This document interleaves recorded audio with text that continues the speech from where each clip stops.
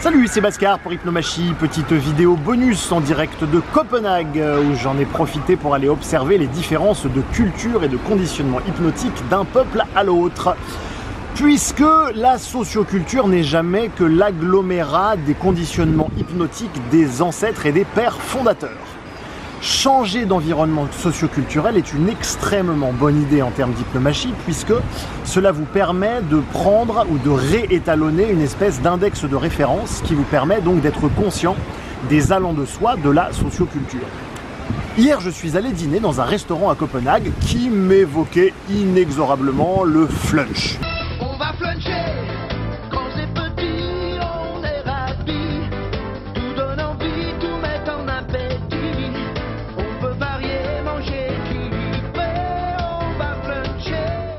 Les restaurants flunch souffrent en France d'une certaine forme d'image. Selon votre milieu socioculturel ou les différentes injonctions hypnotiques qui seraient rentrées dans votre cerveau, vous considérerez peut-être flunch comme un restaurant familial ou un restaurant pas cher, peut-être comme un restaurant beauf, etc., etc., peut-être même comme une succursale de cantine. Bon. De la merde, c'est de la merde. Eh bien, ici, ce restaurant-là ne souffrait de toute évidence pas du tout de la même image. Il avait l'air d'être plutôt branché et la différence socioculturelle permettait comme ça d'observer en fait à quel point toute cette image qu'il pouvait y avoir autour de ce restaurant n'était qu'en fait que la conséquence de toute une campagne de publicité, de promotion et de communication. Changer de milieu socioculturel, changer de culture vous permet comme ça de voir les choses indépendamment ou en tout cas avec davantage de recul sur les conditionnements socio-hypnotiques dont nous sommes abreuvés en permanence toute la journée.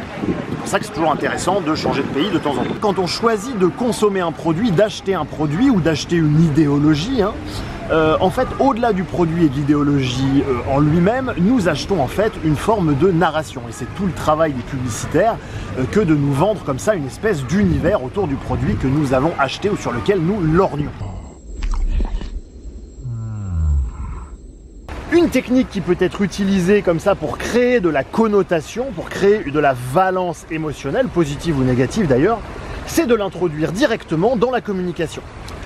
Ainsi, en franc-maçonnerie, par exemple, les maîtres s'appellent des vénérables maîtres, c'est-à-dire qu'on introduit directement dans l'intitulé un terme, un mot qui est censé créer ou entraîner une valence positive. Donc, le maître est digne d'être vénéré puisqu'il est vénérable. De la même façon, on parlera toujours en franc-maçonnerie d'une respectable loge, c'est-à-dire que le terme respectable sera induit directement dans l'appellation et effectivement, ce qu'on appelle des éléments de langage, effectivement, on priera les adeptes d'utiliser le terme consacré respectable loge. C'est-à-dire qu'on va interdire, ce faisant, la possibilité même de penser que la loge ne puisse pas être respectable. Et vous, je ne sais pas, mais j'ai du mal à trouver respectable des gens qui s'adressent à moi par voie hypnotique et qui me disent ce que je dois penser d'eux. Parce que si tu te respectes pas toi-même, comment tu veux que les autres te respectent? Bon, le respect est quelque chose qui se gagne, le respect est quelque chose qui vient petit à petit, certainement pas quelque chose qui se décrète par voie hypnotique. Certains publicitaires vont même plus loin dans l'usage de cette technique puisqu'ils choisissent délibérément des termes et des noms de produits qui sont eux-mêmes porteurs d'une valence émotionnelle positive. Lorsqu'on utilise la technique en disant respectable loge ou vénérable maître, le cerveau peut encore repérer l'entourloupe et s'en protéger. Lorsque le produit lui-même, lorsque le gâteau que vous appelez lui-même s'appelle ou s'appelle un merveilleux, comme je vous en ai déjà dit dans une vidéo précédente, il est encore plus difficile de repérer la technique et de s'y soustraire puisqu'on n'a littéralement pas d'autre choix sémantique pour se représenter la chose, donc la connotation va directement avec la chose. Quand j'étais plus jeune, comme ça, moi je jouais à ce qu'on appelle Mario Brothers. Super Mario 2, une nouvelle aventure dont vous êtes le héros. Super Mario 2, exclusivement sur console Nintendo. Et donc Super Mario, c'était nécessairement super.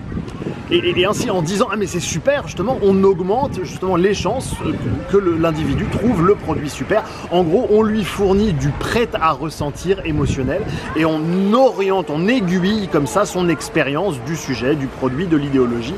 En d'autres termes, on ne le laisse pas libre d'apprécier ou non et de se faire sa propre idée sur les choses. Voilà.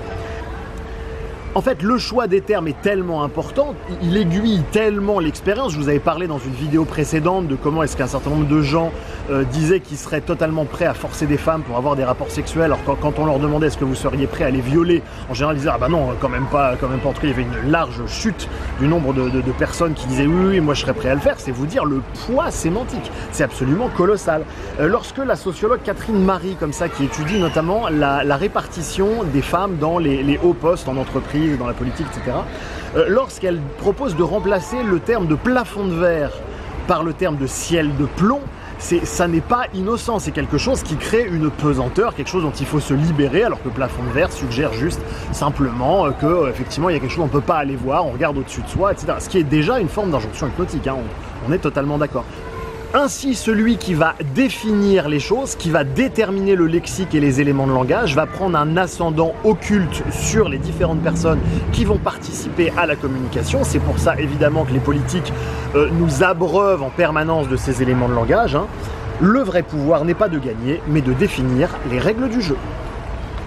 Voilà, si cette petite vidéo t'a intéressé, bah, tu peux me le signaler en mettant un pouce comme ceci. Tu peux aussi la partager sur les réseaux sociaux et nous rejoindre évidemment sur la page Facebook Hypnomachie. Salut Internet!